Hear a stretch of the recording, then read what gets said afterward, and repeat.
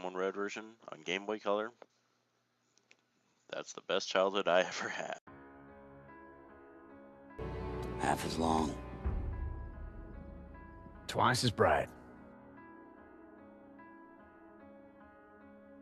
Hey guys, welcome back to Tuesday. I hope you're having a great April Fool's Day. In the past week, since last week, Tuesday, I guess not much has happened. I took a week off work, so I haven't gotten much done really. As you noticed, my intro was Infamous though, and the reason why I made it Infamous is because this week I'm going to be getting a PS4 with Infamous Second Son. And if you haven't played the Infamous series, it's amazing. I love it. It's my favorite, one of my favorite series. I love it. It's such a good game. I'm so glad it continued again.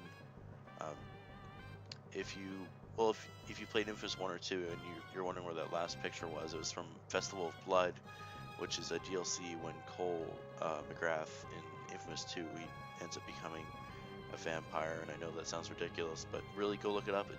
It's amazing. It's not as long as the other two games, but it's well worth the game. When it comes to the questions, there's a lot of questions I have to answer actually, and I'll get those started. Lauren asked last week on Wednesday what one of the most nostalgic things we had from childhood was. And as you saw from the beginning, I have my Game Boy Color here, and yes, it's pink, and it's amazing, and I love it. But it's not the Game Boy Color that's nostalgic, there's actually a game in it, which is Pokemon Red. I might have owned Pokemon Blue first, though, but whatever. My first Pokemon game, definitely one of the most nostalgic things for me. I like going into that game and being able to go on an adventure was probably the greatest thing as a child. I think I was around 3 or 4 years old when I first got this, and I loved it. It was amazing. I actually wanted to show a different game, which was for my original Game Boy. I had the Mickey Mouse Game Boy game, which was honestly, it was really hard. Yeah, kids nowadays playing their games saying they're hard, and no, they're not really. All you do is play Call of Duty, children. You don't know what hard games are. But like some of my original Game Boy games, Super Mario Land 2, and Mickey Mouse game, Donkey Kong Country, all those original Game Boy games, and they were actually really hard. Like the Mickey Mouse game was really hard just because it was a simple side scroll, go into this level, go into the second level, keep going, keep going, keep going, you win the game. Good for you. I don't think I ever beat it either. It's been around 14 years. I probably should get back into it and play it again. But I loved playing it. It brought that challenge. It was a wonderful game, and it really resonated with me being one of my first games, one of my first systems. And when my Game Boy died, I actually cried over it. I cried, and I'll admit that because it was so saddening.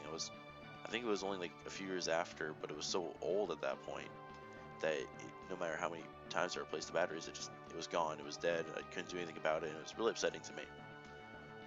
On to the next question, which is Curtis. He asked what current anime I'm watching. Death Note. I read through Death Note as a manga, and I really liked it. I never really got into the anime though, so I started watching it. I'm also watching on Netflix. It just came onto Netflix, which is Sword Art Online. And I know a few people watch that and they say, yeah, it's okay. A lot of people like it though, and I like the season. I like season 1. Season 2 is the Alfheim. For those who have seen it or are wondering when season 2 started, it was the Alfheim thing with. I don't want to spoil anything. If you know what Alfheim is, you'll understand what I mean. I'm pretty sure it's called that. I hope so.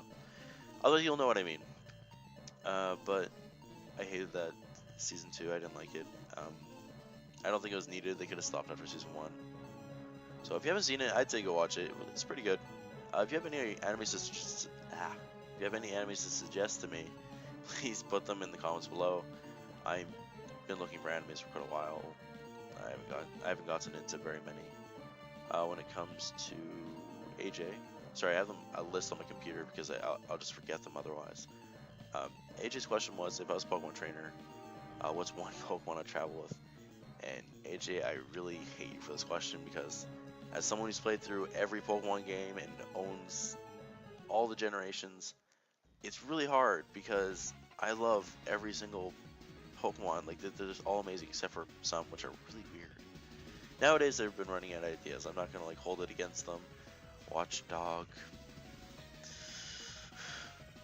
Really? You could have named it beaver face. I don't fucking know. But one Pokemon, I have to pick Squirtle. He was my first Pokemon. The first one I really loved. He's a turtle. Turtles are awesome. So I gotta go with Squirtle. He's just amazing. When it comes to Saturday, Nicole asked what favorite childhood show was. And mine was definitely Pokemon Indigo League. Like, I know there's a lot of Pokemon in this, but I really loved that show. I was still really young. I had most of the VHS. I loved watching it. It was amazing. And I loved it. The Pokemon series was so good. Season 1 was amazing. For Sunday, Zach asked what favorite video game music was. And this is actually really hard, because I thought it'd be really easy. I'd look into some of my old games, like, even the simple Lavender Town from Pokemon Red and Blue, which is really creepy.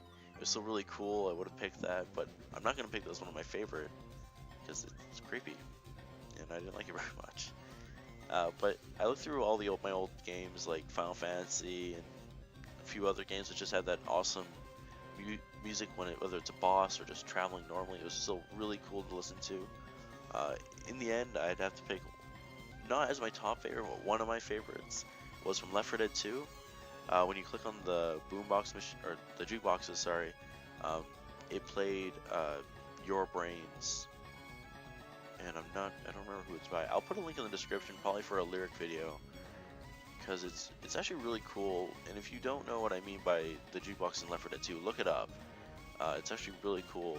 You just hit them with a melee weapon, or I think you can rifle butt it, and it'll play music. Or no, I think you just press E on it and it switches the music. But unless you're playing the 360 version, then whatever button it is. I play on PC. That's what I press, and it'll start playing the music. And sadly, it doesn't play with you as you walk. It's if you're near the jukebox, it plays.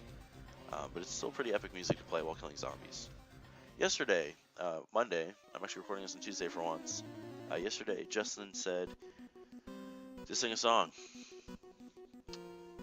I can't sing very well, so I tried to find a really easy song that I enjoyed. And one song that I really do like, and it's really short, is from Big Bang Theory. It's Sheldon's kitty song, which is soft kitty, warm kitty, little ball of fur, sleepy kitty, happy kitty, purr, purr, purr. I think I just got in the wrong order, but it doesn't matter because that's my song and I sang it, so I don't care. It's fine. It's beautiful. It's there.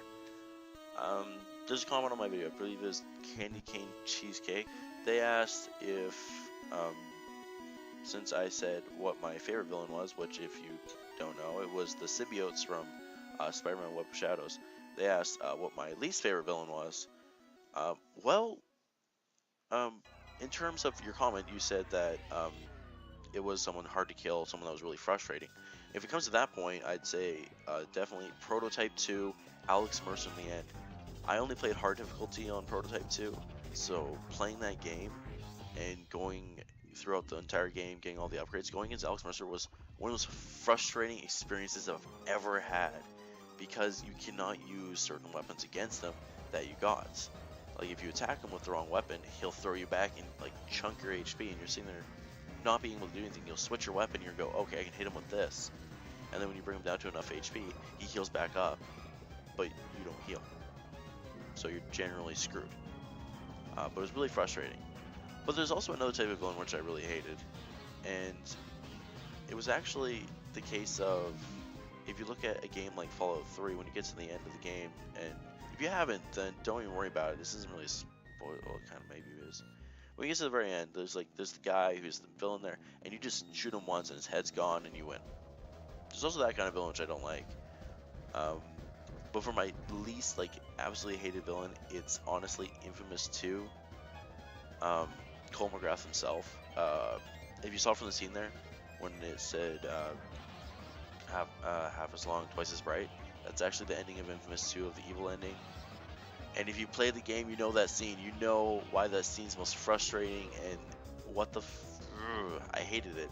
I really got into that game. I really loved it. Zeke was an amazing character, and seeing the ending, I was really upset. I was really angry. I didn't know what to think. It was just why? Why is that a scene? And that's why Cole McGrath is my least favorite villain, because of that bloody ending. If it was any other ending, I accept it. For this week, I actually do have a question. Well, it's kind of the opposite of what you might hear from most people. Most people will tell you their favorite game, favorite character, favorite power, or even favorite gun if it's from a first-person shooter, or even a favorite person if it's a sport game. My question for this week is, what's the most disappointing game you've ever played? Now, my most disappointing game was only because of one aspect of the game. It was Pokemon Mystery Dungeon Gates to Infinity. Now, the game itself, I'm not hating or anything, but I actually do like it. It's a really good Mystery Dungeon game. I love the Mystery Dungeon series. You're able to be the Pokemon, but one of my favorite points of the game was the quiz at the beginning. You could do a personality quiz and get the Pokemon meant for you. That was really unique and I really liked it. When I played Gates to Infinity and they told me to pick my character, I was honestly very surprised and actually didn't play the game for about 20 minutes because I was sitting there looking up why they did this. But that's the only reason why I was kind of disappointed into it. I don't have a straight up game I'm totally disappointed in. I mean, really, I like most of the games I get. If I had to pick one I really don't like, probably Dead Island. I love Left 4 Dead, so playing Dead Island was kind of a letdown when I saw that it was all what that was. Yeah, that was about leveling, and really, it's kind of hard to move around in certain areas because you die just because you walked into the wrong area. It was kind of disappointing. Other than that, have a great Tuesday, guys, and if you want to answer my question, put it in the comments below, or I'll post on the Facebook page if you just want to comment. Other than that, have a great week.